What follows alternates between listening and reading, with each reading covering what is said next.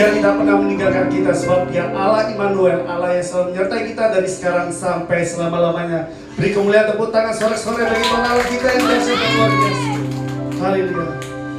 Berdasarkan hati kita sama-sama mau memuji, menyembah dan memuliakan nama Tuhan. Kita satukan hati kita, marilah kita berdoa.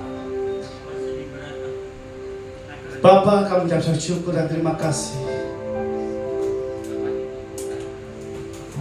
buat penyertaan kasih dan kebaikan-Mu Tuhan di sepanjang kehidupan kami hingga sampai saat ini Tuhan. Kami benar-benar merasakan bahwa Kau Allah tidak pernah meninggalkan kami Tuhan. Sepanjang kehidupan kami Engkau selalu ada bersama-sama dengan kami. Itulah yang terindah dan kebahagiaan yang luar biasa yang kami miliki, yaitu selalu ada bersama dengan-Mu Tuhan. Terima kasih Tuhan buat segala kebaikan penyertaan-Mu yang sudah Kau berikan atas setiap kehidupan kami. Saat ini kami datang di pagi hari ini Tuhan. Kami rindu memuji, menyembah dan memuliakan nama-Mu Tuhan. Kami percaya Tuhan, di saat kami memuji, menyembah dan memuliakan nama-Mu Tuhan, Engkau hadir dan bertata atas setiap pujian dan penyembahan kami. Kuasa-Mu mengalir melawan setiap hati kami. Amin. Yes. Sehingga semua terjadi saat ini. Mujizat Tuhan dinyatakan tempat ini. Yang lemah dikuatkan, yang susah dihiburkan, yang beban berat diberikan kelegaan. Amin. Ya, terima kasih Tuhan, terima kasih. Layakkan kami Tuhan untuk bawa kami masuk dalam hadirat-Mu.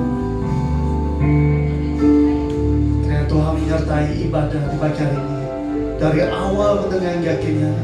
Kuserahkan semuanya ke tangan dan kuasa-Mu. Hanya dalam satu nama Tuhan Yesus kami sudah berdoa syukur. Yang siap puji Tuhan sama-sama katakan Amin. Beri tepuk tangan bagi Tuhan Allah kita. Haleluya. Sekali lagi shalom. Shalom. Salam damai sejahtera Allah yang melampaui segala akal dan pikiran terus tinggal dalam hati kita. Amin saudara. Tuhan berikan damai sejahtera buat kita orang-orang yang mengasihi Tuhan. Amin saudara. Kita di sini semuanya saya percaya mengasihi Tuhan semuanya ya. Buka dan cerah-cerah ya. Beri senyum dong kanan kirinya. Giginya kelihatan juga boleh kok ya. Oke. Jangan lidahnya yang kelihatan. Kalau lidahnya kelihatan berarti mengejek ya saudara. Gitu ya. Saya punya satu rema yang begitu luar biasa. Ya, kita kemarin memperingati hari kenaikan Tuhan ke surga. Ya, kalau kita ke Israel, ya, di sana itu ada batu yang sebesar ini, saudara.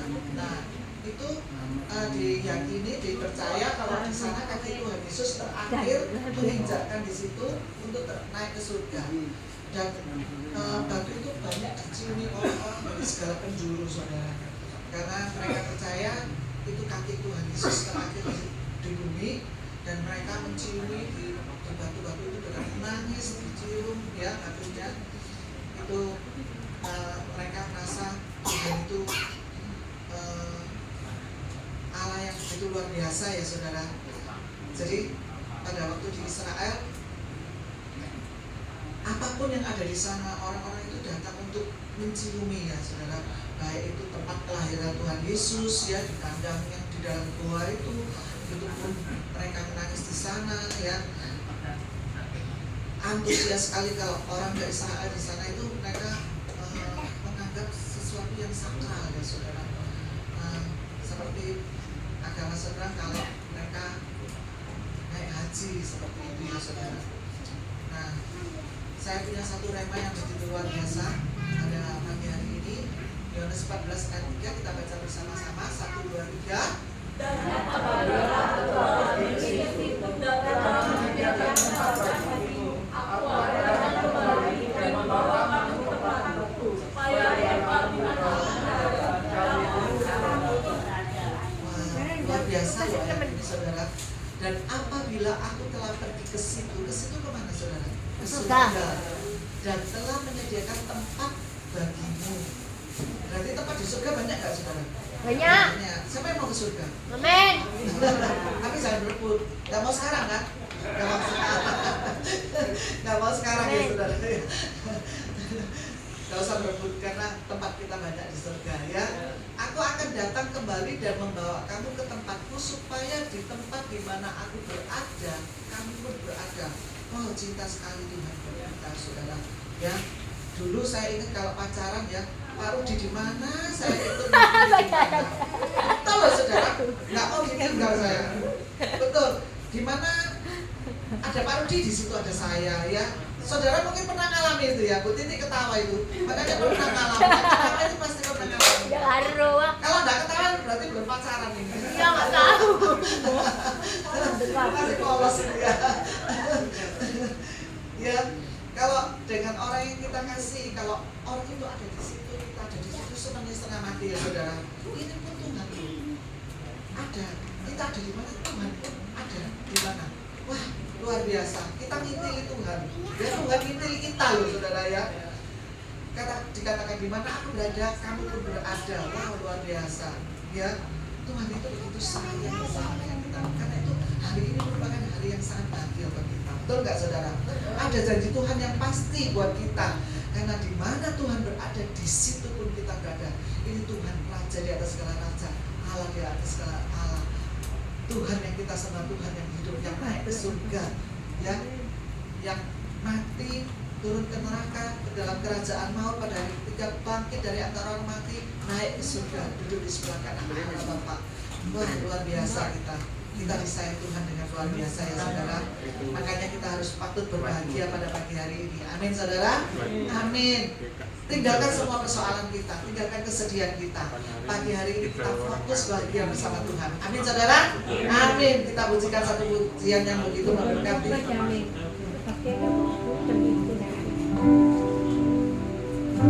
Kita berjalan bersama Tuhan. Kita merasakan kebahagiaan yang luar biasa.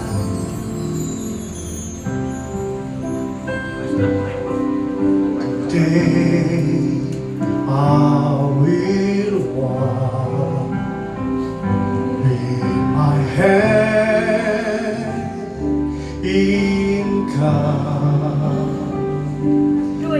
Today I will trust in Him and not be afraid. For He will be there. For He will be there. Every moment to share on this wonderful day. He has made. Mari kita sama-sama katakan hari bahagia. Hari bahagia dalam hidupku, berjalan bersamamu, berjalan bersamamu, Yesus Tuhanku. Berkatakan dengan imanmu saat ini, sebab Kau sertaku, selalu sertaku sepanjang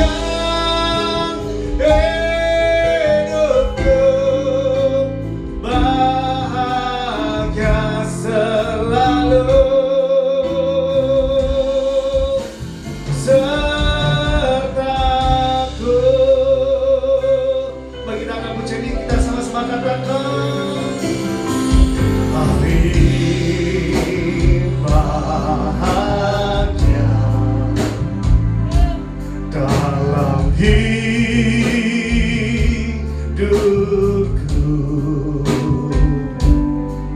berjalan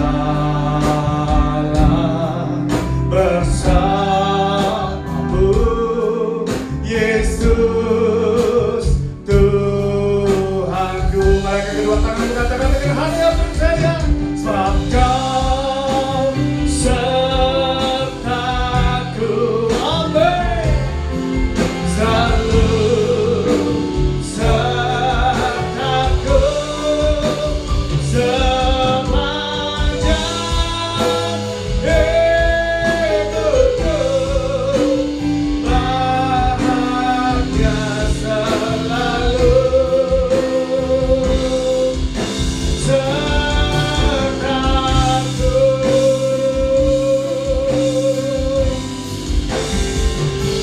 Sebab Kau sertaku. Amin. Selalu sertaku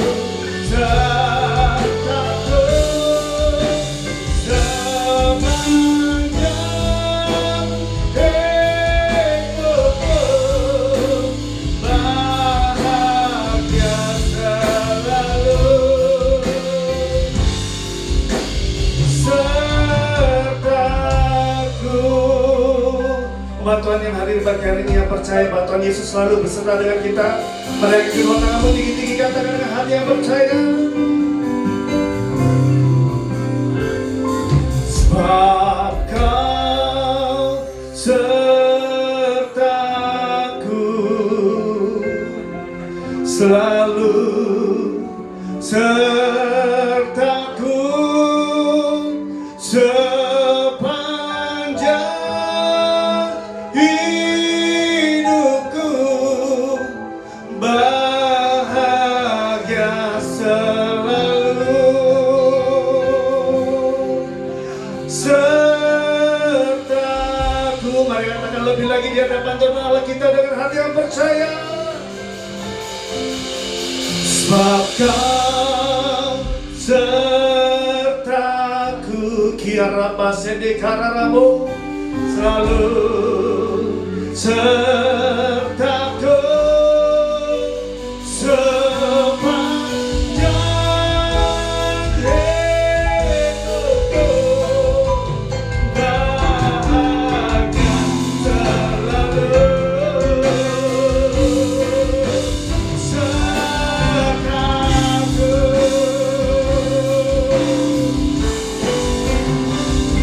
Sebab Kau sertaku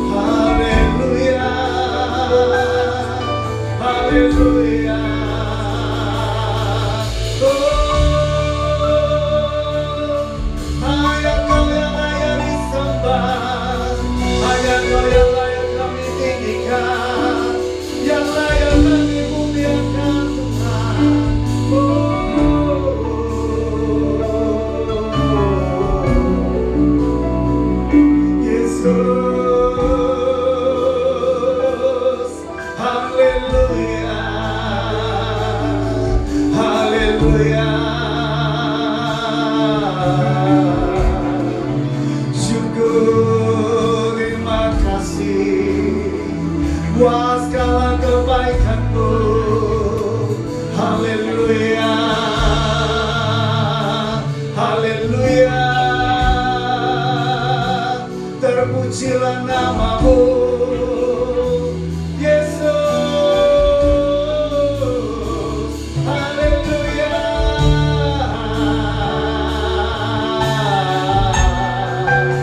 Yesus,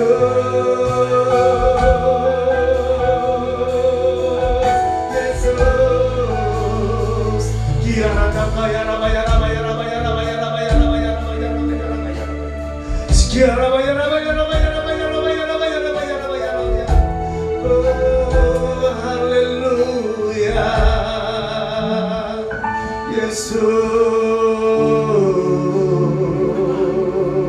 Yesus. Kiarada kaya rabaya rabaya rabaya rabaya rabaya rabaya rabaya rabaya rabaya rabaya. Haleluya, haleluya. Oh, Jesus. Sekian kaya rabata kaya rabaya. Kami percaya Tuhan bahwa kebaikan-Mu Tuhan tidak pernah habis dalam kehidupan kami Tuhan. Haleluya. Sebab Kau Bapa kami yang baik, Kau mengasihi setiap kami. Haleluya. Kiara takaya raba takaya raba takaya. Haleluya. Dalam nafas kami memuliakan nama-Mu Tuhan. Haleluya. Segala takaya.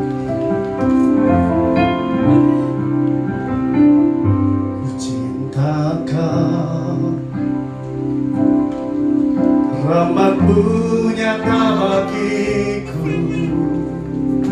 hidupku di dalam tangan-Mu.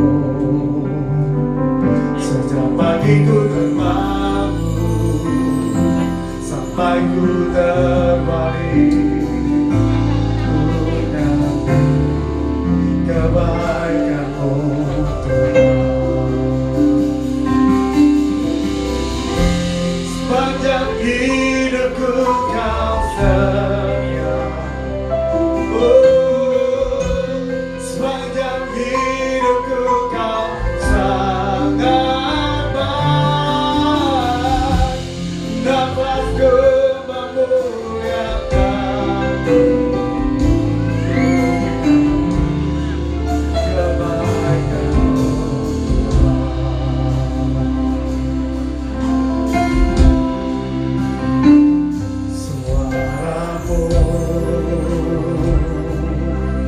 tuntunku lewati api dalam gelap, Kau ada bagiku. Amin. Ku tahu sungguh Kau Bapa-Ku dan sahabat-Ku. Ku saksikan kebaikan-Mu Tuhan. Maka sama-sama kedua tangan kita katakan, sepanjang hidupku Kau setia.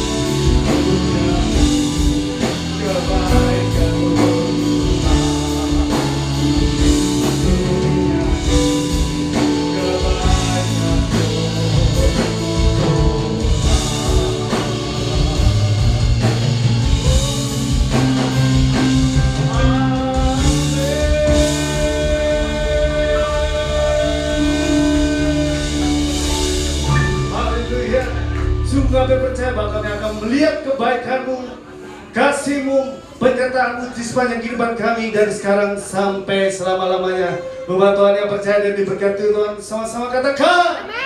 Beri tepuk tangan yang paling meriah buat Tuhan Allah kita. Mari kita sama-sama bagi diri kita suatu suara memuji dan memuliakan nama Tuhan. Come on. Hey.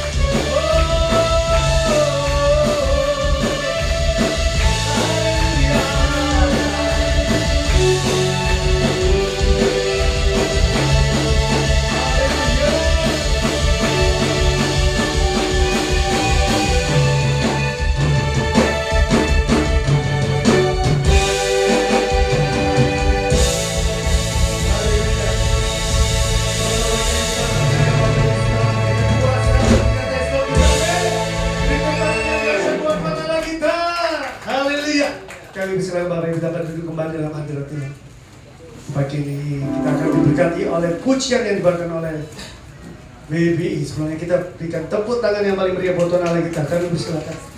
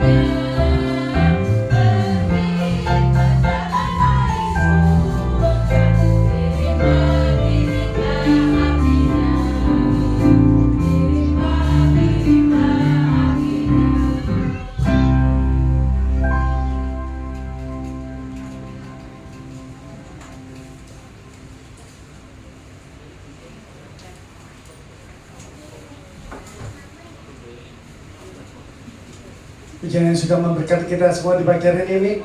Tepuk tangan bagi Tuhan Allah kita. Haleluya. Haleluya. Mendasarkan hati kita beri kebenaran firman Tuhan yang memerdekakan setiap kehidupan kita dan membangkitkan iman kita dan merahisap jalan kehidupan kita. Kiara terkaya, rapa terkaya, Yesus. Haleluya. Tuhan yang selalu berkarya dalam hidupku, ajakku jalan dengan iman di dalam Yesus. Kau menetapkan rencana yang terindah, penuh kemuliaan dan penuh pengharapan.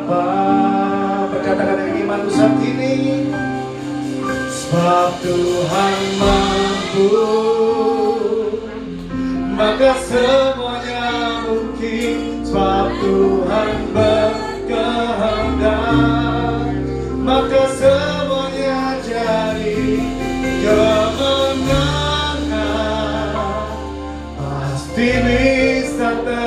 terjadi, mujizat terjadi karena Tuhan mampu. Apapun yang dipermasalahan saat ini pagi hari ini, kita percaya bahwa Tuhan sanggup memberikan kemenangan, sanggup memberikan pertolongan mujizat atas setiap kehidupan kita. Amin. Sebab bagi Tuhan tidak ada yang mustahil. Mari kita akan puji sama-sama dengan hati yang percaya. Haleluya.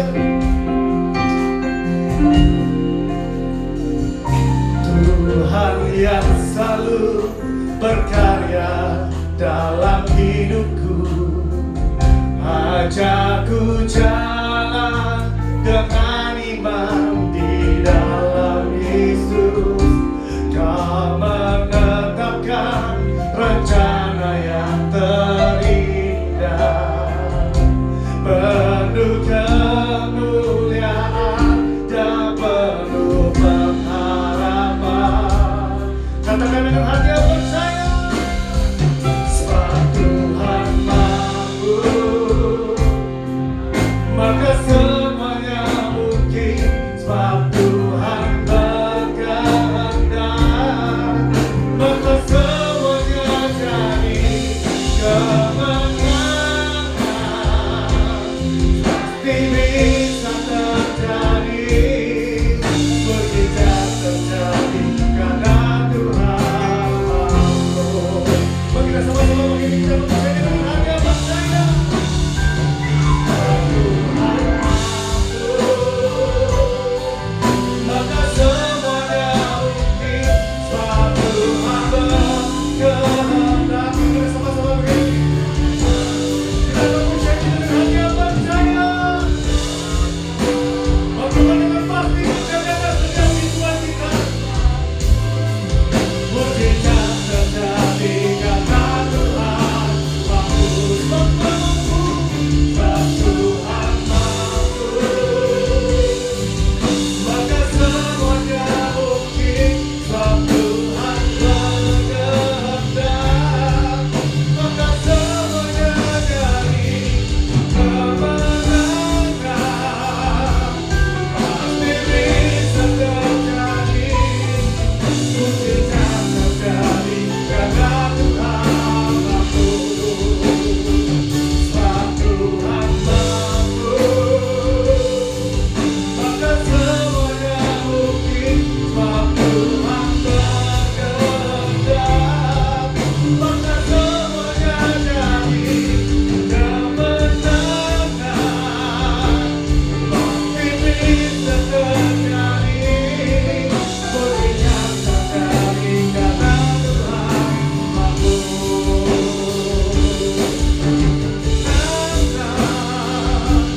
Pasti bisa terjadi, mujizat terjadi karena Tuhan mampu.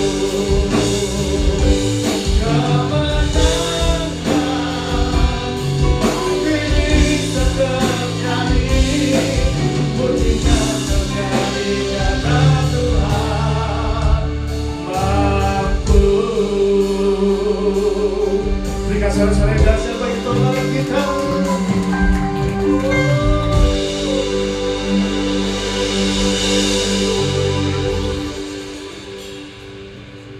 Ya Tuhanku Yesus, kami mengucap syukur bahwa pada pagi hari ini kami diberi kesempatan untuk belajar firman-Mu ya Tuhan.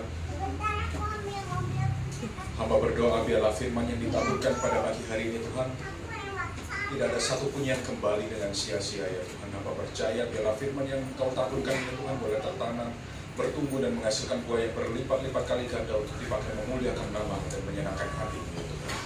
Lindungi hamba-Mu ini Tuhan, tutup musuh-Mu dan kuasa darah-Mu dengan tembok api-Mu yang menyala-nyala ya Tuhan. Curahkan Roh-Mu, hikmat-Mu, kuasa dan urapan-Mu atas hamba-Mu ini, supaya apa yang hamba sampaikan semuanya berasal hanya daripada-Mu ya Tuhan.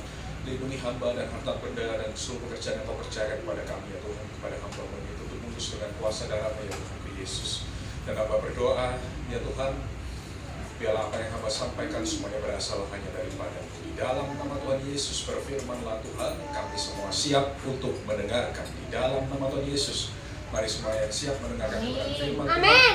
Dengan iman kita katakan, amin.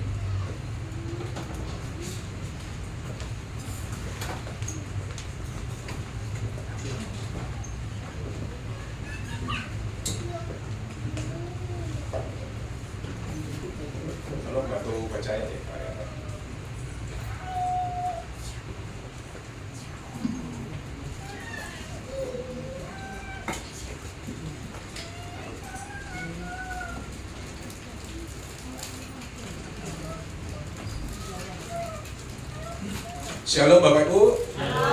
Hari ini kita mau belajar bagaimana kita merubah mindset atau pola pikir yang selama ini diajari orang tentang kekristenan itu yang salah. Kita akan rubah yang benar.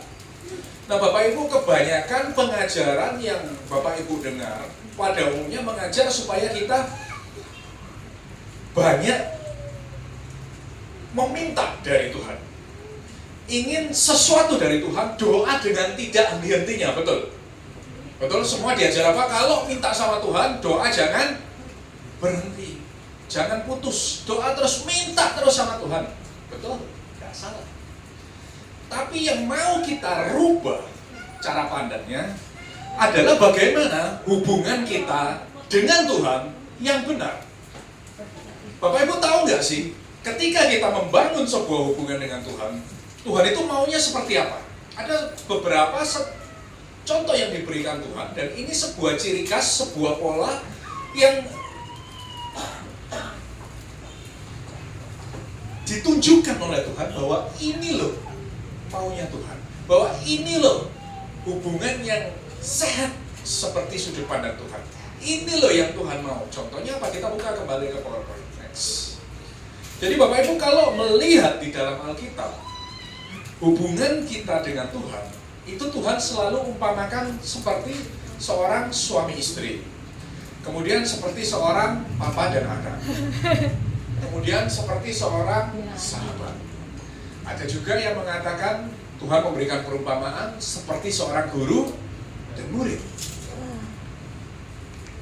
Dan ini sebuah contoh atau sebuah ciri khas Tuhan bahwa setiap hubungan yang diberikan gambaran oleh Tuhan ada maunya Tuhan. Apa itu?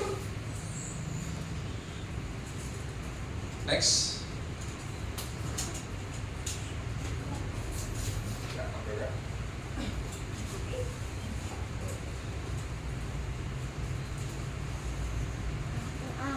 Ya, semua hubungan yang digambarkan oleh Tuhan, baik itu suami istri, papa dan anak, sahabat, guru dan murid, Tuhan minta hubungan ini dua arah, Bapak. Jadi saling memberi, saling mencintai, saling membantu, Bapak Ibu. Hubungan dua arah ini hubungan yang tidak berat sebelah. Hubungan yang berat sebelah itu contohnya apa? Jaluk, tapi tidak ada timbal baliknya ke Tuhan. Andai kata Bapak Ibu, hubungan ini kan Tuhan umpamakan sebagai seorang suami istri. Kemarin cukup viral kan di TikTok, ada seorang pria di Cina yang meninggal, ada yang tahu ceritanya? Nonton nggak? Jadi ada seorang pria namanya Fat Cat ya. Dia begitu sayang sama pacarnya, duitnya ditransfer semua ke sana, totalnya 1,4 miliar Bapak Ibu. Dia bekerja 2 tahun, 100% dikirimkan ke sana. Tapi ceweknya Bapak Ibu, tidak ada timbal baliknya, malah cuma minta tok, ketemu setahun cuma 2 kali. Bapak Ibu kira-kira kalau punya pasangan seperti ini mau enggak? Mau enggak? Bisa jaluk tok, tapi gak mau ini Bapak Ibu. Mau? Kalian aja nggak mau, apalagi Tuhan gitu kan. Tapi banyakkan orang ketika membangun hubungan dengan Tuhan, jaluk, ya kan, doa terus minta Tuhan berkati aku, Tuhan tolong aku, Tuhan, wes pokoknya sembarang Tuhan, tapi nggak pernah lihat apa sih yang sudah aku berikan kepada Tuhan, apa sih timbal balikku kepada Tuhan, apa sih yang Tuhan butuh dari aku. Jadi Bapak Ibu lihat, kalau ada pengajaran yang bilang Tuhan tidak minta apa-apa dari engkau, itu pengajaran yang sangat salah. Memang Tuhan nggak butuh. Tuhan nggak butuh. Kita kasih seberapapun yang kita punya kepada Tuhan, Tuhan sudah sangat kaya. Tuhan sangat berkemuliaan. Tuhan nggak butuh. Tapi supaya Tuhan meminta ini supaya apa? Hubungan kita dengan Tuhan itu sehat. Menjadi hubungan yang dua arah, ada timbal baliknya. Contoh lagi, kalau Bapak Ibu punya teman atau punya sahabat, tiap pergi makan Bapak Ibu sing bayari, dia lek dikongkon bayari gak gelem. Mau enggak punya sahabat kayak gitu? Mau enggak punya teman kayak gitu? Ada yang mau? Nggak mau. Lek mau ayo dikoncoi ya. Ini tak jadi koncoi ya. Gak mau kan? Itu sebabnya ketika Tuhan memberikan perumpamaan mengenai sebuah hubungan, Tuhan itu memberikan sebuah gambaran, sebuah maunya Tuhan dalam perumpamaan-perumpamaan ini, bahwa hubungan ini yang benar harus dua arah. Yes. Jadi kalau ada pengajaran yang bilang Tuhan tidak minta apa-apa dari Bapak Ibu, itu something very wrong, sangat salah. Dan berarti Bapak Ibu tidak mengenal Tuhan. Karena yang Tuhan mau hubungan ini punya bobot, punya dua arah, saling memberi, saling mengasihi, saling mensupport Bapak Ibu.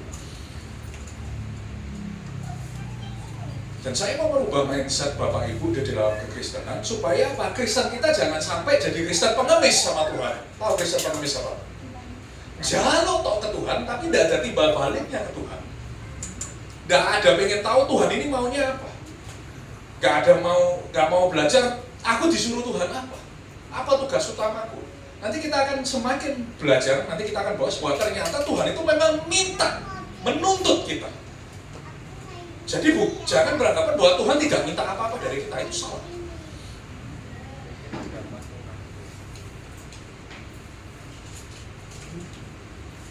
Dan hari ini kita mau belajar, jangan sampai kita punya hubungan dengan Tuhan itu kayak pengemis. Cuma bisa minta, tolong, berkati. Tapi nggak ada timbal baliknya kepada Tuhan.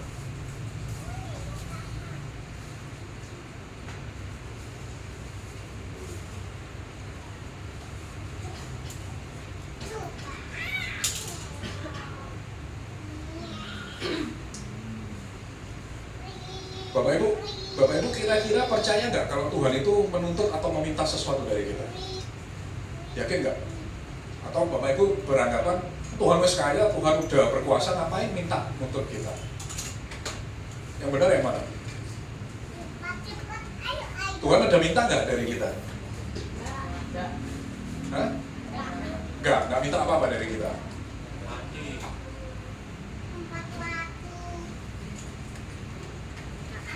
Saya kasih sebuah contoh bahwa Tuhan itu menuntut minta dari kita. Bapak Ibu, saya pernah mengajar dalam pengajaran saya sebelumnya, Musa, nabi yang sangat diberkati Tuhan, nabi yang paling hebat sepanjang masa. Pengajarannya cuma dirangkum jadi dua. Yes, cintailah Tuhan Allahmu dengan segenap hati. Supaya ahafta et Adonai Eloheka behol lefaveka behol lapseka behol meudeka. Itu yang pertama. Cintailah Tuhan Allahmu dengan segenap hatimu, dengan segenap, bukan jiwa dalam bahasa aslinya, hidupmu, dan dengan segenap akal budimu. meot itu bukan cuma kekuatan, tapi semua yang sangat-sangat kamu mampu itu seperti apa? Meodeka. Jadi benar-benar cintailah Tuhan. Itu yang pertama. Yang kedua, pengajaran Musa itu dirangkum menjadi dua poin. Yang pertama, cintailah Tuhan. Yang kedua apa? Takutlah akan Tuhan. Makanya Bapak Ibu kalau lihat Pentateuch dalam kitab Torah atau Tanakh, biasanya 5 kitab Musa ini disebut nama Pentateuch. Dirangkum cuma jadi dua, cintailah Tuhan Allahmu dan takutlah kepada Tuhan. Itu pengajaran rangkuman Musa. Nah Bapak Ibu, ketika kita melihat mengenai takut kepada Tuhan, kita buka dalam Ulangan 10 ayat 12. Apa ya? Ulangan 10 ayat 12. Maka sekarang, hai orang Israel, apakah yang dimintakan daripadamu oleh Tuhan Allahmu, selain dari takut akan Tuhan Allahmu, hidup menurut segala jalan yang ditunjukkannya, mengasihi Dia, beribadah kepada Tuhan Allahmu dengan segenap hatimu dan dengan segenap jiwamu. Tuhan minta nggak ya? Minta nggak? Tulisannya apa? Hai orang Israel, apa yang Tuhan minta dari kamu? Bahasa sehari-harinya, apa yang Tuhan jaluk dari kamu? Makanya saya pernah bahas bahwa dari semua perasaan yang ada, yang Tuhan bisa berikan kepada manusia, rasa takut ini bukan rasa takut kepada Tuhan, itu bukan sebuah anugerah, bukan sebuah pemberian dari Tuhan. Seperti rasa cinta kepada Tuhan itu bisa diberikan dengan anugerah. Tapi rasa takut akan Tuhan, itu kalau Bapak Ibu pelajari, rasa takut itu harus muncul dari diri kita sendiri dan Tuhan gak mau kasih. Makanya dikatakan dalam tulisannya, dalam Alkitab, apa yang Tuhan minta dari kamu? Rasa takut kepada. Jadi rasa takut ini bukan sebuah anugerah dari Tuhan, tapi rasa takut ini merupakan rasa hormat, rasa takut kepada Tuhan yang harus muncul dari diri kita dan dituntut, diminta sama Tuhan. Jadi kita masih belajar. Oh iya rek, aku macam-macam, aku gak wedi karo bojoku, tapi aku wedi karo Tuhan. Oh aku apa nyolong? Ya itu. Gak wedi ku buri ku. Sama bosku aku gak wedi, tapi sama Tuhan aku takut. Oh aku apa gosip nih? Tonggoku. Wah sama sekarang mulutnya orang-orang saya lamis Bapak Ibu, kalau gosip itu nyocok. Suara gak mana-mana kan. Sama tonggoku aku gak takut, tapi sama Tuhan Takut. begitu juga ketika disakiti orang. Oh aku sakit hati, sama orang ini aku gak takut, tapi sama Tuhan aku takut. Makanya saya pernah bilang, jujur rumah saya kan saya bolak-balik bilang, saya rumah sama cewek cantik sama. Tapi kalau saya mau macam-macam, bukan saya takut sama istri saya takut sama. Makanya Tuhan bilang apa? Apa yang Tuhan minta dari kamu? Rasa takut dan hormat kepada Tuhan.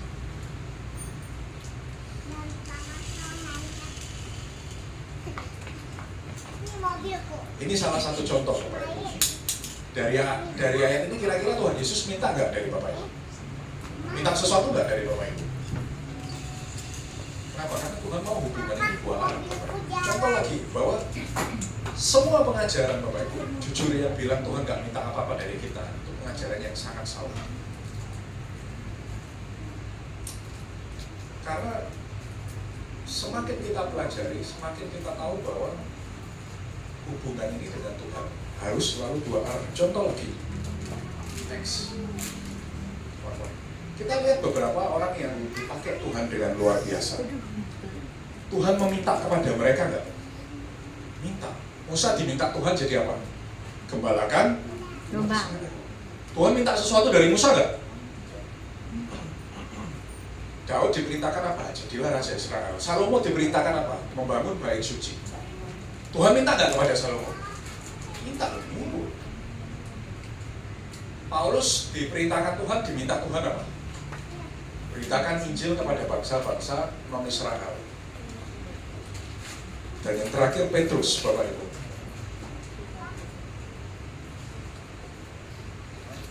Tuhan ngomong apa sama Petrus? Petrus, apakah engkau mengasihi aku? Petrus jawab apa? Ya Tuhan, aku mengasihi. Apa Tuhan juga jawab, I love you to Petrus? Apa Tuhan juga jawab, aku mengasihimu juga Petrus? Apa Tuhan jawab seperti itu? Ketika Petrus bilang, ya Tuhan aku mengasihi, Tuhan balasnya apa? Gembalakan dombaku. Artinya apa? Bisa nggak Tuhan ngomong, iya I love you too Petrus, aku juga mengasihi. Tapi Tuhan, ketika Petrus ngomong, ya Tuhan aku mengasihi, Tuhan balas, gembalakanlah dombaku. Berarti apa? Istilahnya kalau engkau cinta sama Tuhan, buktikan tindakanmu kepada Tuhan. Gak cuma ngomong, aku cinta sama Tuhan, tapi gak mau tahu Tuhan minta apa dari kita. Itu bukan cinta Bapak Ibu. Itu hubungan yang timpang. Kalau Bapak Ibu benar cinta sama Tuhan, cari tahu. Tuhan minta apa sih dari aku? Apa yang Tuhan mau dari aku? Apa sih tugas utamaku dari Tuhan? Kita kan semakin belajar Bapak Ibu bahwa tidak ada satupun pengajaran di dalam Alkitab yang benar ngomong Tuhan gak minta apa-apa dari Bapak Ibu. Tuhan memang gak butuh, tapi Tuhan mau hubungan ini dua arah. Karena kalau enggak, hubungannya nanti seperti bos dan pengemis, Bapak Ibu. Makanya setiap Tuhan memberikan perumpamaan, hubungan itu selalu diumpamakan sebagai sebuah hubungan yang dua arah, suami dan istri. Sebagai seorang sahabat dan lain sebagainya. Karena Tuhan minta ini dua arah. Bukan cuma kita minta tok sama Tuhan, tapi Tuhan juga minta ke kita. Supaya apa? Ada timbal baliknya. Sama seperti Bapak Ibu tadi bisa merasakan, bisa ngomong, kalau punya konco, punya sahabat, berketemuan jaluk di traktir, jaluk mangan, wah tapi gilirannya dia gak gelem Bapak Ibu. Ada sih mau konco sampai Bapak Ibu. Masuk buri kita.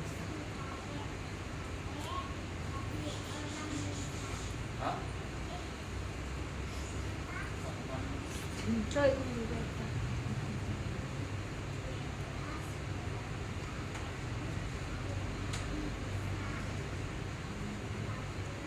Nah, ada sebuah studi kasus lagi yang sangat menarik Bapak Ibu.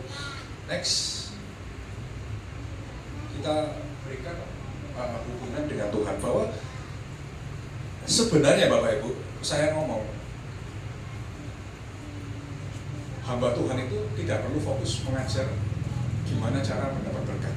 Jujur, saya pernah ngomong kepada Bapak Ibu, kalau Bapak Ibu pelajari dalam bahasa aslinya, bahkan saya sangat-sangat belajar Bapak Ibu, berkat itu sesuatu yang datang sendiri kalau Bapak Ibu benar-benar mengerti perintah Tuhan. Jadi tidak perlu diminta, karena semua janji Tuhan itu selalu ada, semua berkat Tuhan itu selalu ada syaratnya, most of the time. Contoh, hormatilah kedua orang tuamu supaya apa?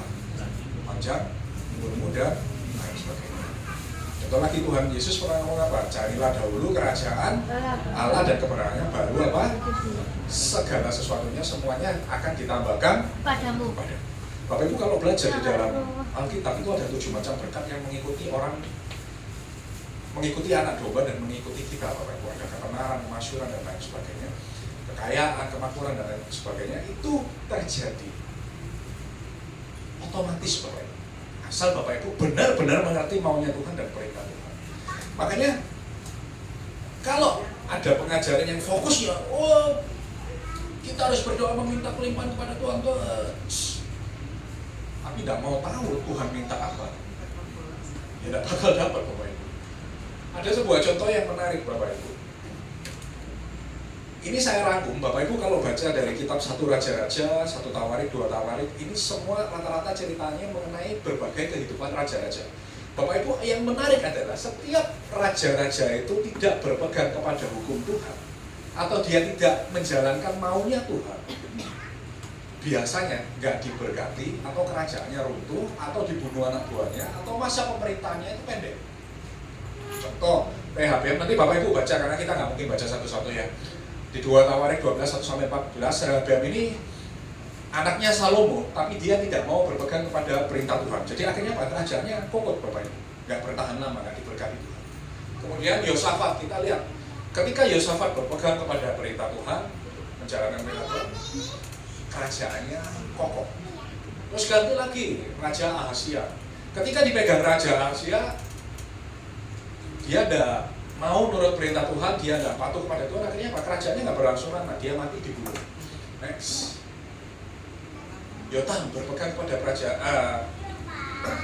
kepada perintah dan hukum Tuhan, kerajaannya menjadi kuat dan masyhur. Ahaz balik lagi, jadi seperti roller coaster. Kalau Bapak Ibu lihat kenapa bangsa Israel itu kehidupannya di kitab perjanjian lama nggak kaya-kaya, karena begitu Bapak Ibu. Rajanya kadang satu ikut Tuhan, diganti lagi, turun lagi. Ikut Tuhan lagi, turun lagi. Ikut Tuhan lagi, turun lagi. Makanya Bapak Ibu lihat bangsa Israel, andai kata semua raja-raja pada waktu itu nurut sama Tuhan, Israel is gonna be a very big country Bapak Ibu. Israel akan menjadi negara yang sangat besar dan makmur. Tapi ketika Bapak Ibu lihat ke kisah kehidupannya, itu seperti roller coaster. Jadi raja yang satu baik, digantikan nggak baik. Nanti diganti lagi baik, nggak baik lagi. Jadi naik turun Bapak Ibu. Dan ini tercermin dalam kehidupannya. Makanya setiap orang yang mengerti perintah dan maunya Tuhan, engkau akan diberkati. Gak usah minta, pasti.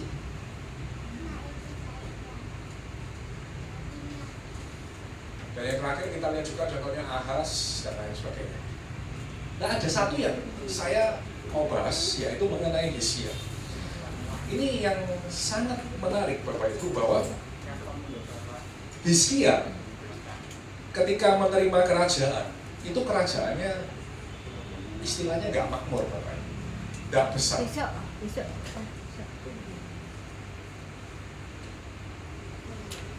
Kita buka dulu 2 Tawarik 29 ayat 1 sampai 2.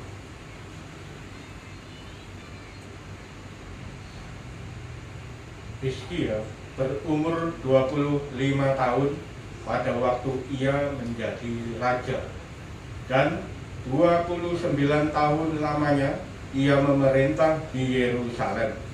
Nama ibunya ialah Abia, anak Zakaria. Ia melakukan apa yang benar di mata Tuhan, tepat seperti yang dilakukan Daud, bapa leluhurnya. Yes, padahal sebelum Hizkia itu rajanya turun, gak patuh pada perintah Tuhan, makanya kerajaannya mengalami penurunan. Lalu ketika dipegang Hizkia, lalu Hizkia ini patuh kepada Tuhan, apa yang terjadi? 2 Tawarik 31 ayat 20 sampai 21.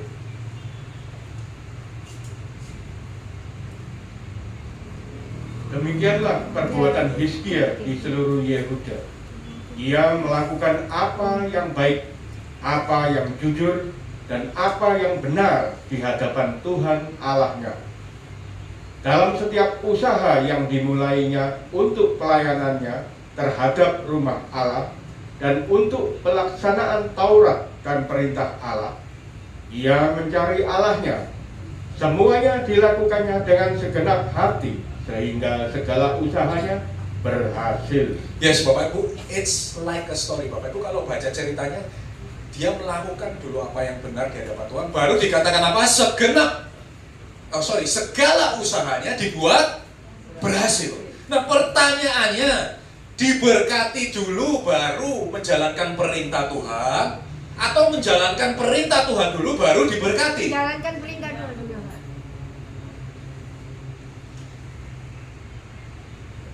Berarti kalau Bapak Ibu mau diberkati harus Menjalankan perintah dulu. ngerti dulu Tuhan maunya apa. Ngerti dulu Tuhan mintanya apa dari Bapak Ibu. Jangan cuma Tuhan berkati aku, tolong aku.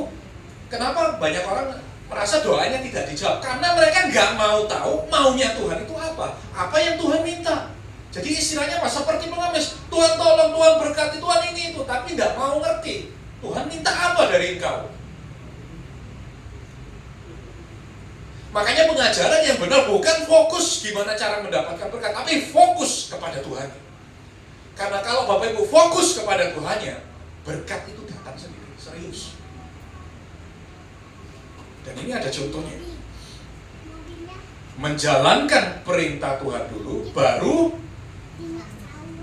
apa? Berkat. Makanya kalau saya pernah singgung beberapa saat yang lalu waktu saya ngajar, kalau ada orang yang ngasal sama Tuhan, Tuhan aku berkat sama aku berkati aku tak kayak 40-an. Tuhan berkat sama aku motor, Tuhan bagai motor aku tak pelayan aku salah sampai mati Tuhan. Serius, itu doa yang salah. Yang benar apa? Apa yang ada padamu? Jalankan pelayannya, layani Tuhan sekarang. Tuhan udah ngomong, dalam jeripayamu melayani Tuhan, semuanya tidak akan pernah sia-sia. Saya merasakan Bapak Ibu.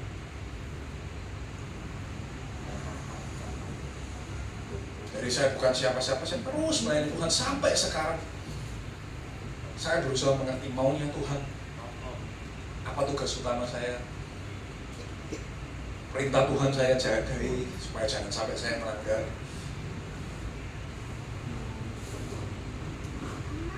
Karena kalau Bapak Ibu punya mindset seperti pengemis kepada Tuhan, engkau gak akan bertumbuh di dalam Tuhan, serius. Makanya banyak orang Kristen, ada yang diberkati Tuhan, ada yang gak merasakan apa-apa. Kenapa? Karena they have such a low mentality. Ini namanya saya bilang SDM rendah. Karena apa? Gak mau tahu Tuhan minta apa. Gak mau tahu Tuhan butuh apa. Yang mau apa? Yang mau tahu apa? Cuma maunya kita. Kita minta apa Tuhan, itu tok yang diperhatikan. Jadi ini saya bilang kekristenan yang SDM-nya rendah, yang di level bawah. Tapi kekristenan yang levelnya sudah tinggi, itu tidak cuma minta sama Tuhan, tapi belajar membangun hubungan dua arah. Tuhan minta apa sih dari aku? Tuhan butuh apa sih dari aku? Perintahnya Tuhan apa toh? Itu yang Tuhan mau. Makanya mulai hari ini belajar ya, gak ada lagi yang bikin asal. Tuhan kalau aku diberkati motor aku tak pelayanan. Cari Tuhan, dorong kerja secara gaji. Mana sih gelang? Terima karyawan. Pak, aku sesuk tak kerja ya di kantornya Bapak. Tapi aku gajian dhisik baru aku kerja. Mau nggak? Nggak mau. Mau kok, Bapak Ibu. Ya lo kerja aja. Ya, kerja dulu. Wes tak bos kita ini bayar khusus.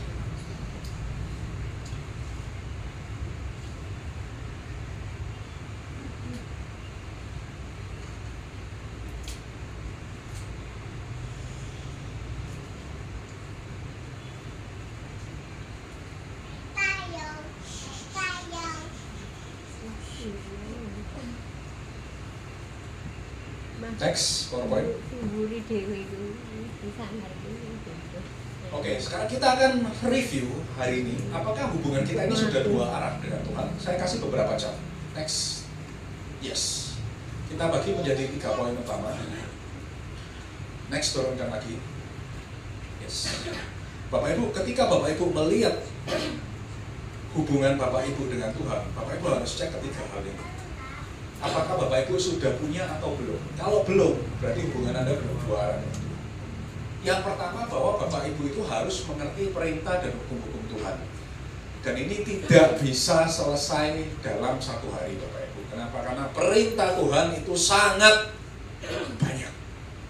Makanya tiap minggu kan kita belajar nih firman Tuhan. Saya tiap bulan juga mengajar kepada Bapak Ibu berbagai macam perintah Tuhan apa aja. Ya kan, Bapak Ibu kalau melihat hubungan Bapak Ibu dengan Tuhan dua arah atau belum? Bapak Ibu lihat yang pertama adalah hukum-hukum Tuhan. Bapak Ibu sudah menjalankan belum? Sudah ngerti belum? Apa yang boleh, apa yang nggak boleh?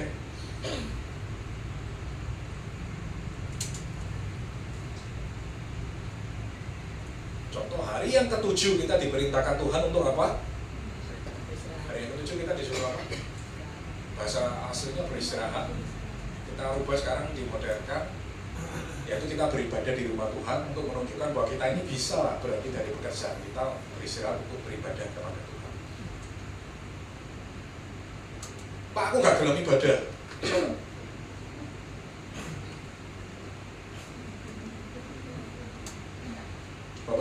Bapak Ibu suka atau tidak suka ikut Tuhan, ada perintah dan hukum-hukumnya Tuhan. Sama seperti Bapak Ibu ketika kerja di sebuah perusahaan, ada perintah bos, hukum-hukum perusahaan, apa yang boleh, nggak boleh. Suka nggak suka, Bapak Ibu jalankan nggak?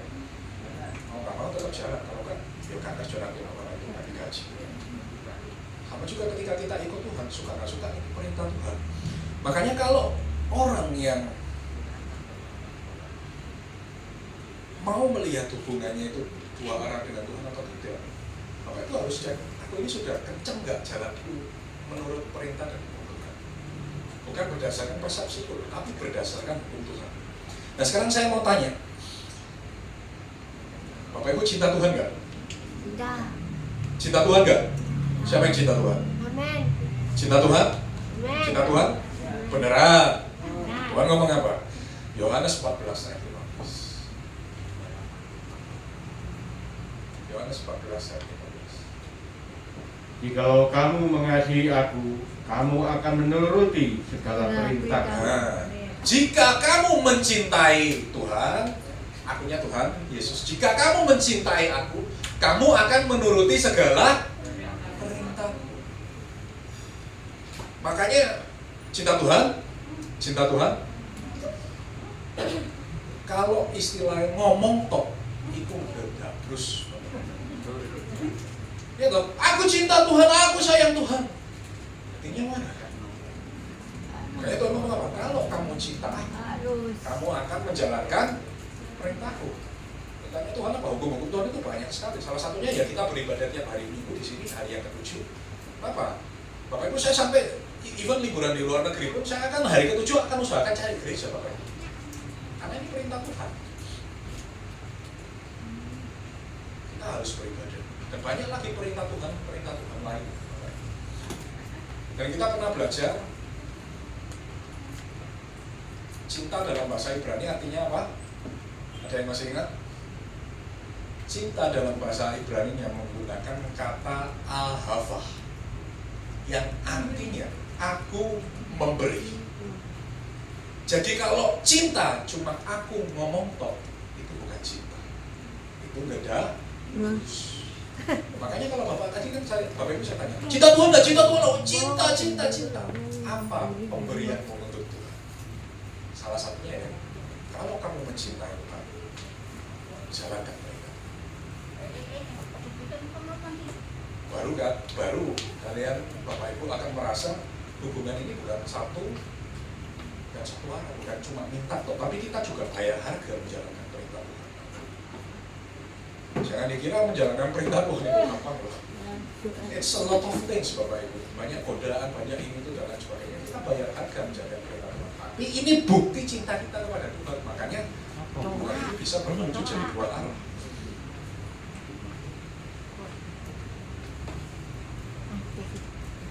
Next.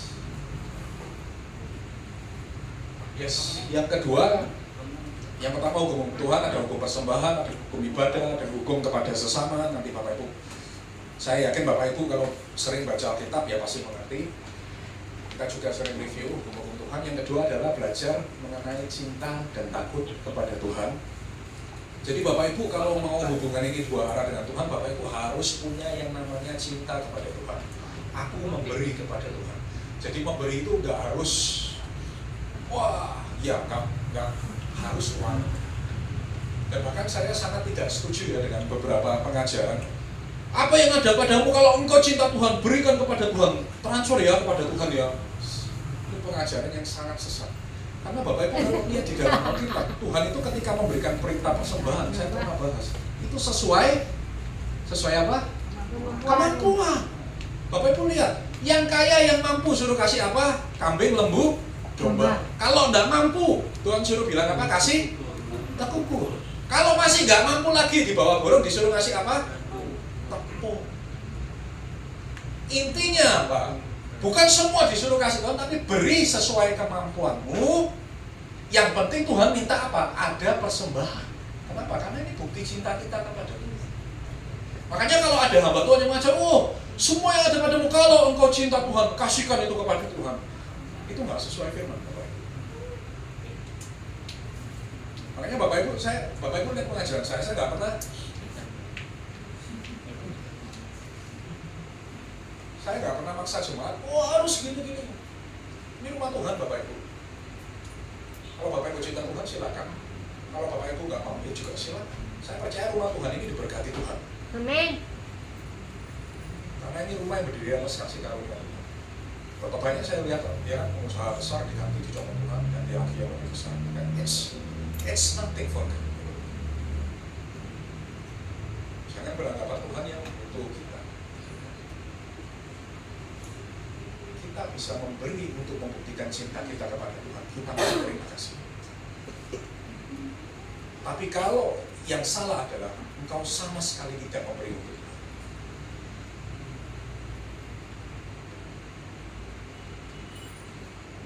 Karena itu perintah Tuhan Bapak Ibu. Makanya Tuhan bikinkan tiang kan, kambing, lembu, domba dan lain sebagainya. Karena supaya semua orang berpartisipasi untuk memberi untuk Tuhan. Bapak Ibu tahu nggak sih persembahan itu apa artinya? Persembahan itu apa artinya? Supaya engkau diberkati berlipat-lipat. Baik ada. Amin. Tahu sudah jadi salah. Bahasa Ibraninya persembahan itu korbanot.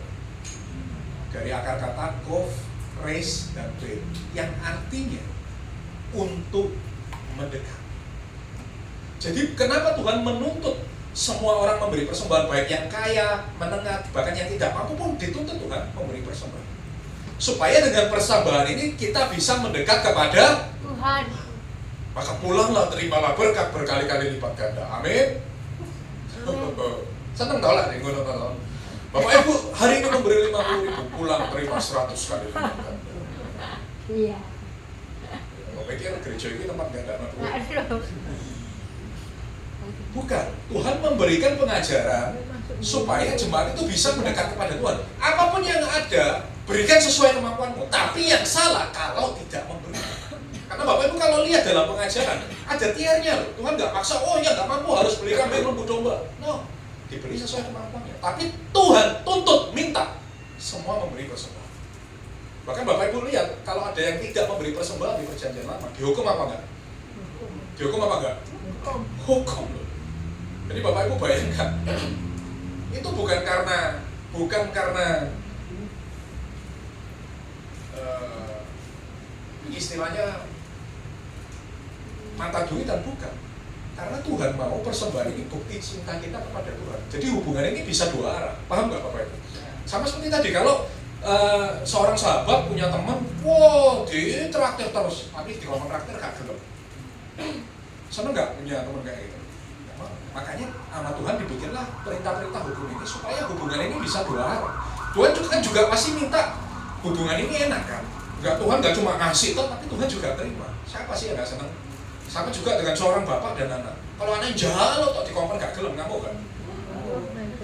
Ya toh. Tapi kalau anaknya dikei, wah, tapi anaknya nurut disuruh sini terus.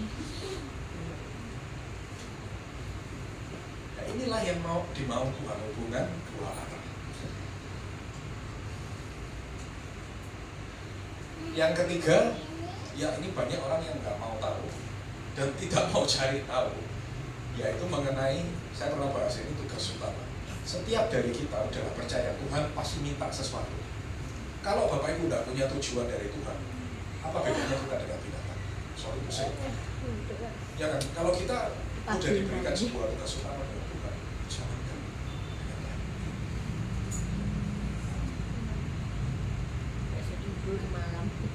Kayak tadi saya kasih contoh di atas, Daud diperintahkan Tuhan tugas utamanya jadi apa? Raja Israel. Petrus dikatakan apa tugas utamanya apa? Gembalakan domba. Saya percaya di tempat ini juga sama.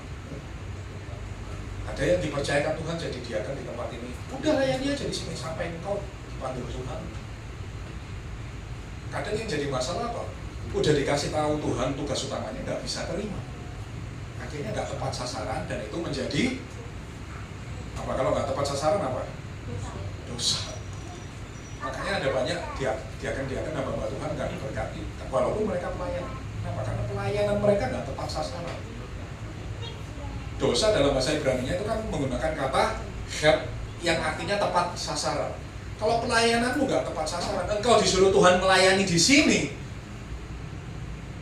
tapi kau melayani di sana, itu tepat sasaran nggak? Saya nggak pernah loh. Saya jujur ngomong, saya persilakan mau melayani di mana aja. Tapi yang pasti kalian harus berdoa. Di mana Tuhan suruh saya melayani? Di mana Tuhan suruh saya berjemaah? Di mana Tuhan suruh saya tertanam? Kalau engkau tepat sasaran, kau tahu tugas utamamu, terus tak percaya berkat itu datang dewan. Yang jadi masalah apa? Orang nggak mau tahu tugas utamanya dan nggak mau cari tahu.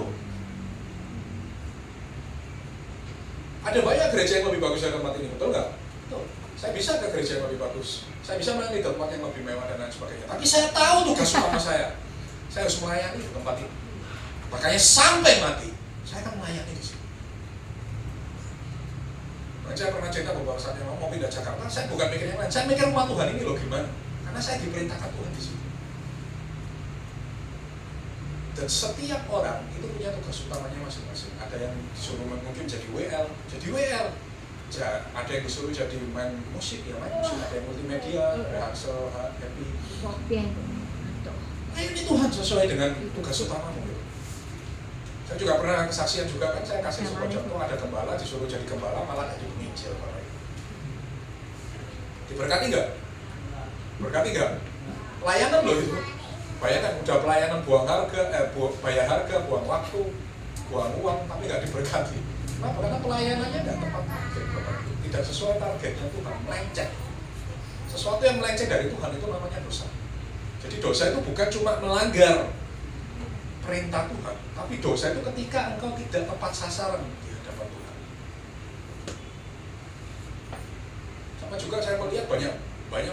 bangsa ketika diberkati, oh gereja ini butuh aku, aku tersinggung, aku tak berkati gereja lain ini. Entek Bapak Ibu. Wah, ini diganti lagi Tuhan, bukan siapa-siapa diberkati jadi pengusaha yang lebih besar. Karena kita mesti tahu tugas utama kita itu apa. Pertanyaannya Bapak Ibu tahu nggak hari ini apa yang Tuhan minta kepada engkau tugas utamamu? Tahu nggak? Tahu nggak? Apa nggak tahu? Belum tahu? Atau nggak mau tahu? Udahlah, Tuhan pasti minta sesuatu dari Bapak Ibu. Pasti ada yang Tuhan minta. Karena Tuhan mau hubungan ini dua arah Bapak Ibu. Bukan hubungan seperti seorang pengemis.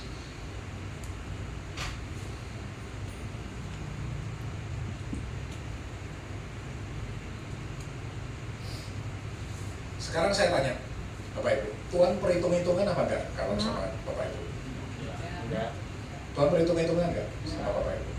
Enggak.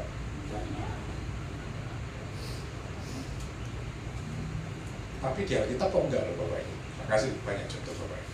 Bahwa Tuhan itu ternyata menimbang apa yang sudah Bapak lakukan dengan Bapak Ibu lakukan kepada Tuhan, dan apa yang Bapak Ibu misalnya berbuat sesuatu yang tidak baik di hadapan Tuhan, ditimbang, lalu direview sama Tuhan, timbanganmu ini lebih berat nggak yang lebih baik? Kita lihat contohnya beberapa. Jadi hitung-hitungan nggak Tuhan? Hitung-hitungan apa enggak kalau kayak gini? Dot. Hah? Tuh, coba dibaca yang benar gimana? Kita kasih contoh beberapa. 2 Tawarik 19 ayat 1 sampai 3 ketika Yosafat berbuat salah. Yosafat, Raja Yehuda, pulang dengan selamat ke istananya di Yerusalem. Ketika itu, Yehu bin Hanani melihat itu, pergi menemuinya dan berkata kepada Raja Yosafat, "Sewajarnyakah engkau menolong orang fasik dan bersahabat dengan mereka yang membenci Tuhan? Karena hal itu Tuhan murka terhadap engkau. Namun masih terdapat hal-hal yang baik padamu, karena engkau menghapuskan tiang-tiang berhala dari negeri ini dan mencari Allah dengan tekun." Yes. Jadi ketika Tuhan mau menghukum, siapa ini tadi? Yosafat. Ketika Tuhan mau menghukum Yosafat, Tuhan nimbang dulu. Tuhan ngomong apa? Masih terdapat hal-hal yang baik. Makanya Bapak Ibu kalau lihat, hukumannya cuma ditegur Bapak Ibu. Berarti Tuhan perhitungan apa enggak? Contoh lagi, kita lihat lagi. 2 Raja-Raja 20 ayat 1 sampai 6 tentang Hizkia. Jadi Bapak Ibu nanti kalau lihat Yosafat di 2 Tawarik pasal 34, Bapak Ibu baca sampai habis, itu semua perbuatan baik yang dilakukan Yosafat untuk Tuhan itu diingat Tuhan. Makanya apapun yang kita perbuat untuk Tuhan, perintah Tuhan, kita bayar harga untuk Tuhan, kita melayani Tuhan, kita berkorban untuk Tuhan, itu Tuhan tidak akan pernah lupa. Karena Bapak Ibu percaya Tuhan punya timbang. Kita akan belajar terus, sabar Bapak Ibu. Kita lihat lagi mengenai Hizkia yang sakit. Saya rasa Bapak Ibu udah tahu ceritanya ya. Oh iya, Hizkia sakit, kita nggak akan baca semua. Next, berapa itu? 2. Ya, Hizkia divonis sakit, lalu tidak akan sembuh, mau mati. Hizkia nangis dan berdoa kepada Tuhan. Next. Yes, ini tolong dibaca ayat ketiga. Ah Tuhan, ingatlah kiranya bahwa aku telah hidup di hadapanmu dengan setia dan dengan tulus hati, dan bahwa aku telah melakukan apa yang baik di matamu. Kemudian menangislah Hizkia dengan sangat. Yes, Bapak Ibu kalau pelajari nanti di rumah ya, kita nggak akan mungkin baca semua kisah tentang Hizkia karena waktu kita nggak cukup. Bapak Ibu, what he's done for God in Israel itu sangat banyak. Dia bahkan melawan bapaknya sendiri, melawan mamanya sendiri, karena semua berhala itu dihapus sama Hizkia, benar-benar diruntuhkan semua, dan membuat Israel ini 100% balik kepada Tuhan. Jadi benar-benar dia berusaha kepada Tuhan. Nah ketika Hizkia divonis mati, Hizkia ini istilahnya ngungkit sama Tuhan. Tuhan, elingo. Tuhan ingat toh, aku ini sudah melakukan banyak loh untuk Tuhan. Lalu ketika Hizkia ngomong gitu, apa respon Tuhan next? Ya, tiba-tiba datanglah firman Tuhan kepadanya. Next. Yes. Tolong dibantu aja. Baliklah dan katakanlah kepada Hizkia, raja umatku. Beginilah firman Tuhan Allah Daud, bapa leluhurmu. Telah kudengar doamu dan telah kulihat air matamu. Sesungguhnya aku akan menyembuhkan engkau. Pada hari yang ketiga engkau akan pergi ke rumah Tuhan. Yes. Langsung Tuhan ngomong. Habis Hizkia mengingatkan Tuhan, wah ingat Tuhan, aku sudah berbuat gini-gini untuk Tuhan. Tuhan langsung berfirman, aku akan menyembuhkan engkau pada hari yang ketiga. Pertanyaannya, Tuhan perhitungan apa enggak? Enggak. Perhitungan enggak? Enggak. Berarti kalau Bapak Ibu minta kepada Tuhan, Apa ya? tanpa syarat ya, perhitungan enggak Tuhan? Tadi kan sudah lihat Yosafat, Tuhan bilang apa? Oh masih ada yang baik, ditimbang loh sama Tuhan. Hizkia disembuhkan, ditimbang lagi sama Tuhan. Ternyata Hizkia pernah gitu. Yang ketiga, 2 Tawarik 34, 27 ayat 28 mengenai Yosia. 2 Tawarik 34, 27 sampai 28.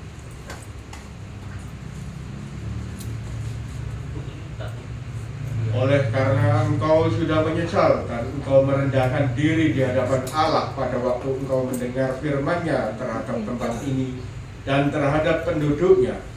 Oleh karena engkau merendahkan diri di hadapanku, mengoyakkan pakaianmu dan menangis di hadapanku, aku pun telah mendengarnya. Demikianlah firman Tuhan. Maka sesungguhnya aku akan mengumpulkan engkau kepada nenek moyangmu, dan engkau akan dikebumikan ke dalam kuburmu dengan damai. Dan matamu tidak akan melihat segala malapetaka yang akan kudatangkan atas tempat ini dan atas penduduknya. Yes. Lalu mereka menyampaikan jawab itu kepada raja. Yes. Jadi in the end, apakah Tuhan itu perhitungan Bapak Ibu?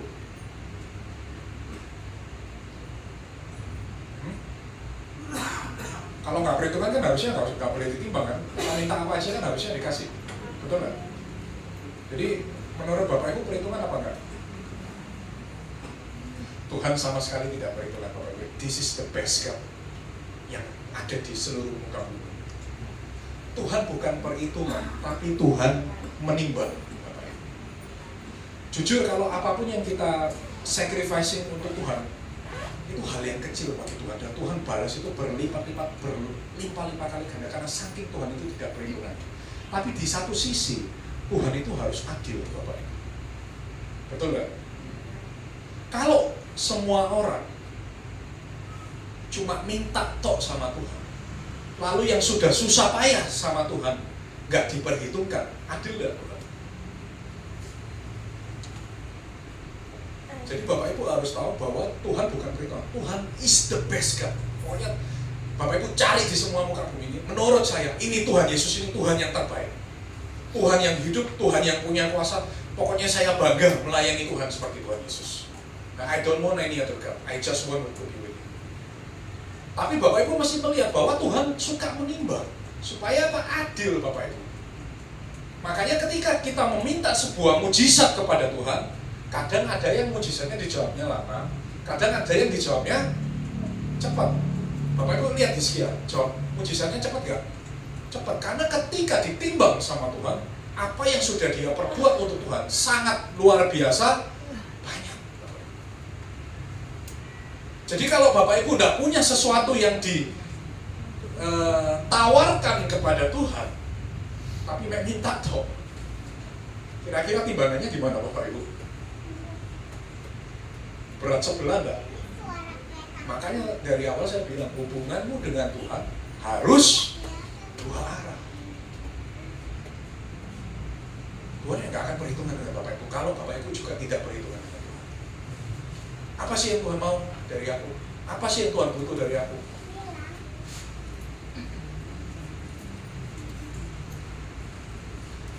Oke, yang terakhir kita tutup dengan dua poin. Kalau hubungan Bapak Ibu ini dua arah dengan Tuhan, Bapak Ibu akan menikmati dua buah ini. Wis tak enak pokoknya Bapak Ibu kalau hubungan ini dua arah dengan Tuhan. Next, mengenal sifat dan karakter Tuhan. Jadi kalau Bapak Ibu next punya hubungan dua arah, Bapak Ibu akan menikmati dua buah ini.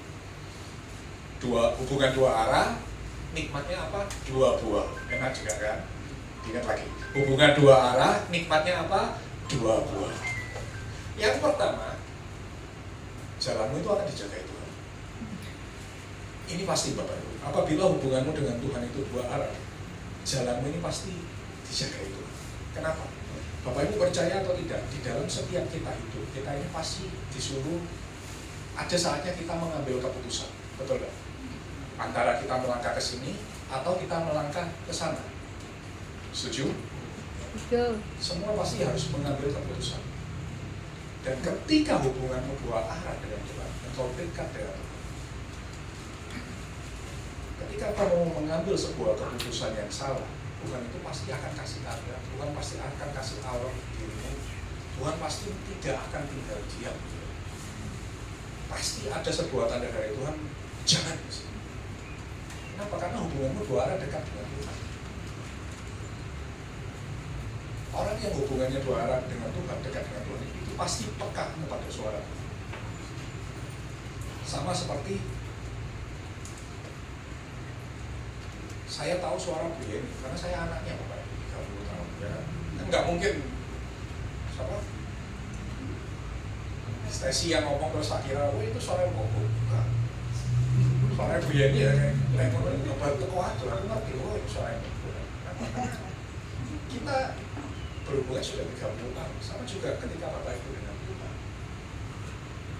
When you are so close with God, ketika Anda begitu dekat dengan Tuhan, ketika hubunganmu ini dua arah dengan Tuhan, jalanmu ini akan dijaga Tuhan. Makanya ada lagu apa? Walau 10.000 lebah di kananku, apa?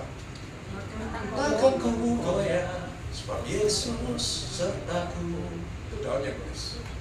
Karena Daud tahu jalannya dijagai sama Tuhan. Jadi kalau hubunganmu dua arah dengan Tuhan, satu, jalanmu itu dijagai Tuhan. Ini buah yang pertama. Engkau akan orang lain, Bapak Ibu saya juga merasakan yang luar biasa. Orang lain merasakannya enggak.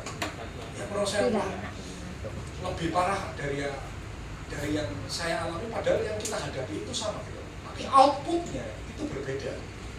Hasilnya berbeda. Makanya Daud sampai bilang apa?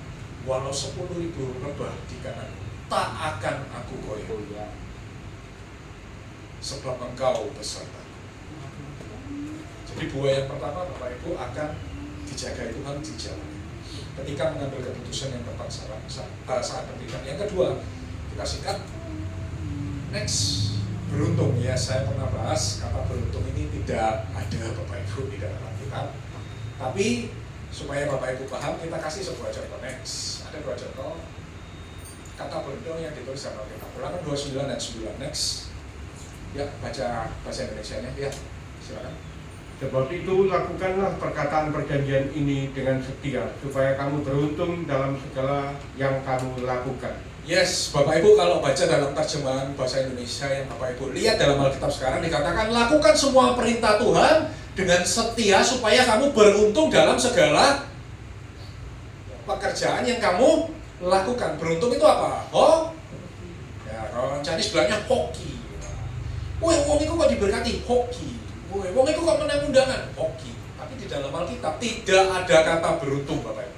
Supaya Bapak Ibu tahu, kalau sesuatu yang baik terjadi atas dirimu, semua atas seizin Tuhan. Dan kalau engkau diberkati engkau kaya, tidak ada yang namanya hoki. Semua itu dari Tuhan. Karena Tuhan berkuasa. Bahkan ada yang apa? Sehelai rambutmu jatuh, Tuhan pun tahu. Karena sebegitu Tuhan punya power, kuasa dalam dunia ini. Jadi kalau ada yang bilang engkau kaya karena engkau beruntung, nonsense. Engkau kaya karena Tuhan, itu benar. Engkau sembuh, engkau diberkati, karena hoki. No. Engkau diberkati karena Tuhan. Misal kemarin ada yang lewat kecelakaan, wah untung hoki kemarin aku lewat sana gak apa-apa, wong itu barusan kecelakaan. No, bukan hoki, engkau lewat sana selamat, karena apa? Tuhan. Karena Tuhan tidak pernah mengajarkan kepada kita kata beruntung. Berarti apa ya? Dalam bahasa aslinya dikatakan apa next? Yes, ini bahasa aslinya. Tolong dibantu baca. Indonesianya Pak, bukan Ibrani. Indonesianya yang atas itu, yang saya merah itu. Langsung aja saudara. Ini terjemahan aslinya. Sebab itu lakukanlah perkataan perjanjian ini dengan setia supaya kamu beruntung dalam segala yang kamu lakukan. Itu Indonesianya. Sekarang aslinya. Sebab itu lakukanlah perkataan perjanjian ini dengan setia supaya kamu berhasil dalam segala yang kamu lakukan. Yes, tasfilu etkol asher ta asyur. Jadi bukan beruntung loh Bapak Ibu. Dikatakan apa? Sebab itu lakukan perintah Tuhan, maka semua pekerjaanmu pasti akan berhasil. Bukan beruntung lagi, pasti berhasil. Makanya kalau saya bilang, tidak ada orang kaya, itu soge hoki. No, orang itu soge karena diberkati Tuhan.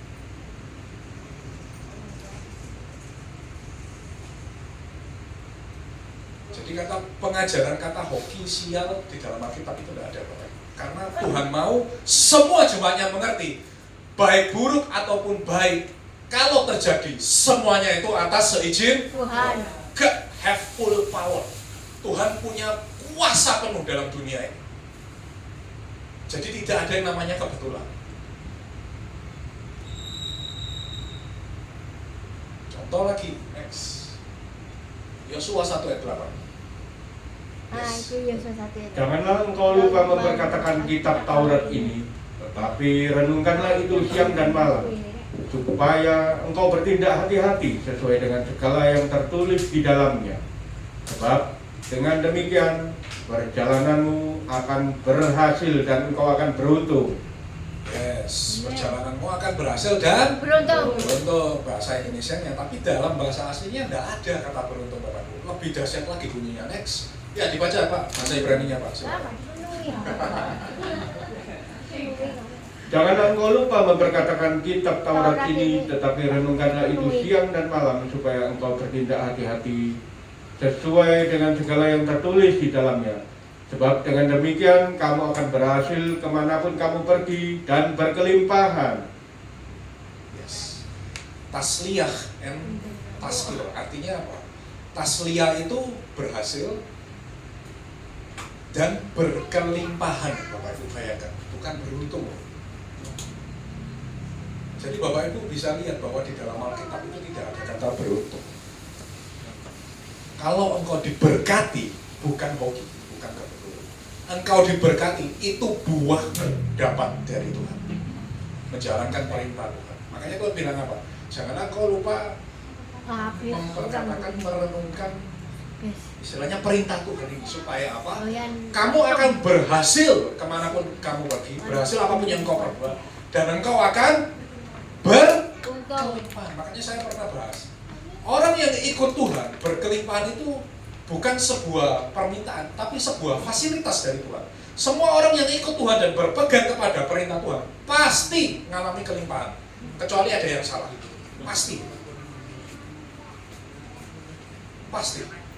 Karena kelimpahan ini sebuah fasilitas yang kita dapat dari Tuhan. Sama seperti seorang bekerja, misalnya ada orang bekerja di perusahaan, lalu jabatannya direktur. Sama perusahaannya dikasih mobil, itu perlu minta-minta nggak direkturnya? Enggak. Dikasih kenapa? Sebuah fasilitas. Dan kelimpahan ini juga sama. Ketika kita ikut Tuhan dan kita benar-benar tahu perintah Tuhan, maka kelimpahan ini bukan lagi sesuatu yang diminta, tapi sebuah fasilitas dari Tuhan. Makanya orang Kristen itu harus kelimpahan. Kelimpahan tapi bukan berarti, kelimpahan itu pernah saya bahas, semua kebutuhanmu sudah tercukupi, yang pokok plus ada lebihnya. Ya, itu kelimpahan. Lebihnya berapa tergantung cawan kalian masing-masing. Ada yang dilebihi Tuhan segini, ada yang dilebihi Tuhan segini. Itu banyak prosesnya untuk memperbesar cawan ini. Saya pernah bahas dan pengajarannya banyak, tapi yang pasti adalah bahwa kelimpahan didapat orang Kristen itu bukan sebuah permintaan, tapi sebuah fasilitas. Jadi kalau engkau tidak mengalami kelimpahan, pertanyakanlah hubunganmu dengan Tuhan. Apakah hubunganmu ini sudah dua arah atau belum? Karena kalau sudah dua arah, tidak mungkin Bapak Ibu tidak mendapatkan kelimpahan dari Tuhan. Jadi di akhir kata saya cuma bisa ngomong, kita rubah mental kita pada pagi hari ini. Kita sudah belajar firman Tuhan, bikin hubunganmu ini dua arah dengan Tuhan. Karena Tuhan kita ini bos yang sangat baik, yang tidak perhitungan dengan kita. Ini Tuhan yang terbaik. Jangan jadi pengemis kepada Tuhan. Tapi Bapak Ibu juga harus mengerti, Tuhan minta apa sih dari aku? Tuhan mau apa sih dari aku? Dari aku ini. Tugas utama Tuhan untuk aku ini apa sih? Jadi hubungan kita dengan Tuhan itu timbal balik Bapak Ibu. Nggak cuma minta, tapi nggak ada yang kita kasih ke buat Tuhan. Bapak Ibu aja nggak mau punya teman sahabat seperti itu. Bapak Ibu aja nggak mau punya anak seperti itu. Nah, kenapa Tuhan disuruh mau terima seperti itu? Hari ini kita akan belajar. Hari ini kita sudah belajar merubah mental kita. Kita nggak mau jadi Kristen pengemis. Kita nggak mau jadi Kristen SD yang rendah. Kita mau jadi Kristen yang punya level tinggi untuk Tuhan kita Yesus. Mari kita berdoa. Tuhan, kami mengucap syukur karena pada pagi hari ini kami mengerti kebenaran firman-Mu ya Tuhan. Bila firman yang ditaburkan tidak kembali dengan sia-sia ya Tuhan. Bila firman yang ditaburkan boleh tertanam, bertumbuh, dan menghasilkan buah yang berlipat-lipat kali ganda untuk dipakai, memuliakan, dan menyenangkan hati-Mu. Dan Hamba berdoa bagi hamba-Mu yang telah mengajar jemaat-Mu Tuhan. Ulang hamba-Mu Tuhan, terimalah persembahan pelayanan hamba-Mu supaya menyenangkan hati-Mu Tuhan. Hamba berdoa agar yang paling terutama adalah hamba boleh menyenangkan hati-Mu melalui pelayanan ini. Memakai hamba-Mu lebih dahsyat lagi Tuhan untuk memuliakan dan menyenangkan hati-Mu. Tunjukkanlah Tuhan rahasia surgawi, rahasia-rahasia supaya hamba boleh mengajarkannya kepada jemaat Tuhan, dan jemaat ini boleh bertumbuh untuk menyenangkan hati-Mu ya Tuhan. Di dalam nama Tuhan Yesus hamba berdoa, dan hamba juga berdoa bagi perjamuan kudus yang sebentar lagi akan kami terima ya Tuhan. Hamba berdoa baik bagi yang melayani ataupun yang dilayani, hamba percaya Kau yang menguduskan dan menyucikan kami supaya kami layak menerima perjamuan kudus ini ya Tuhan. Di dalam nama Tuhan Yesus, mari semua yang telah diberkati oleh firman Tuhan dan siap menerima perjamuan kudus ini dengan iman kita katakan Amin. Ya, teriak.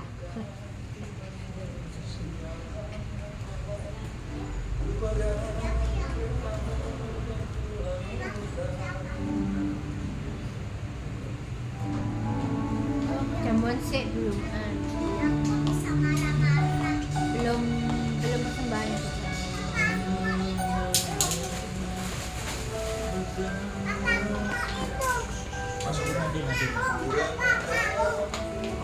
Bukain dari sini.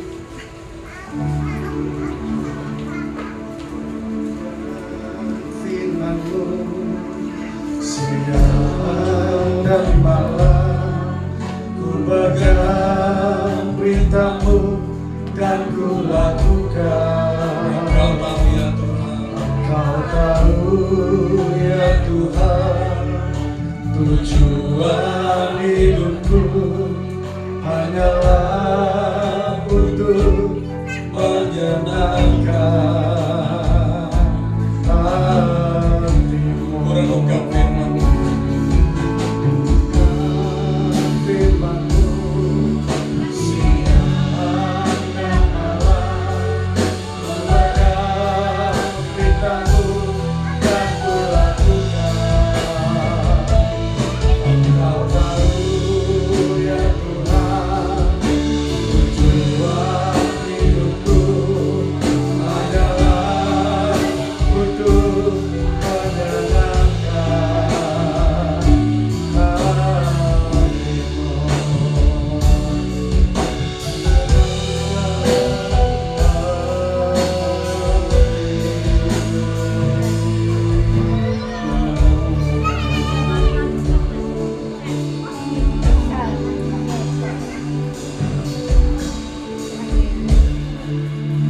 Saya mengundang bagi yang telah dilayani dan bersama-sama kita pakai berdiri. Mari angkat roti ini di tangan kananmu dan letakkan tangan kiri di dadamu. Ini, Lek.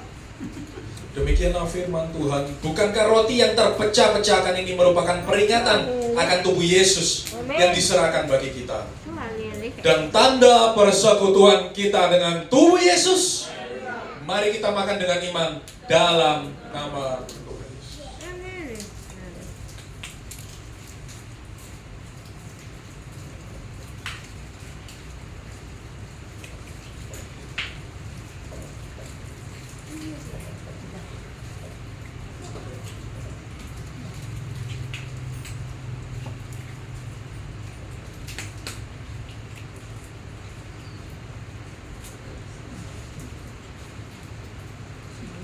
Mari jemaatku yang terkasih, angkat anggur di tangan kananmu, letakkan tangan kiri di dadamu.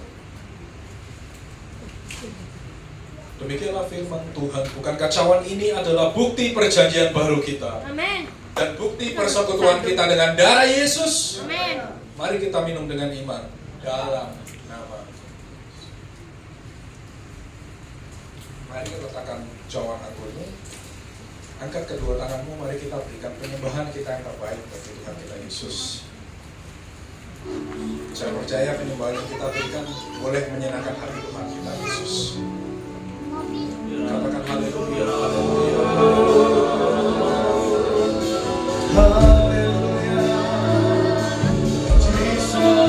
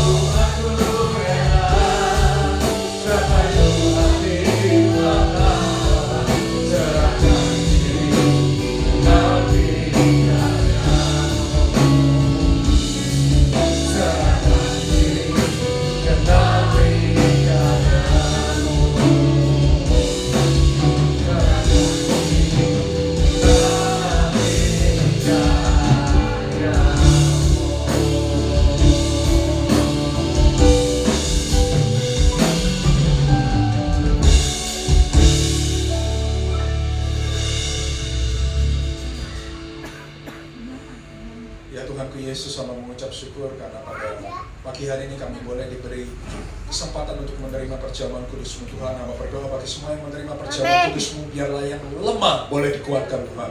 Dan hamba juga berdoa bagi yang mempunyai masalah atau beban berat. Hamba percaya bagi Tuhan Yesus tiada perkara yang mustahil. Dan hamba juga berdoa bagi yang mempunyai penyakit Tuhan. Hamba percaya dalam nama Tuhan Yesus, kuasa Tuhan Yesus yang mampu untuk menyembuhkan. Dan hamba berdoa bila melalui perjamuan kudus ini kami boleh semakin menjadi satu di dalam Engkau. Biarlah kami boleh tinggal di dalam Engkau dan Engkau boleh tinggal di dalam kami, sama seperti Engkau ada di dalam Bapa dan Bapa ada di dalam Engkau. Di dalam nama Tuhan Yesus, mari semua yang telah diberkati oleh perjamuan kudus ini dengan iman kita katakan Amin. Tetap dapat berdiri saudara, kita akan melakukan pengakuan iman Rasul Gereja Lutheran Indonesia. Dengan mulut kita mengaku, dengan lidah kita percaya, dengan iman kita percaya bahwa Yesus Kristus adalah Juru Selamat kita satu-satunya. 1, 2, 3. Aku percaya kepada Allah Dan kepada Yesus Kristus,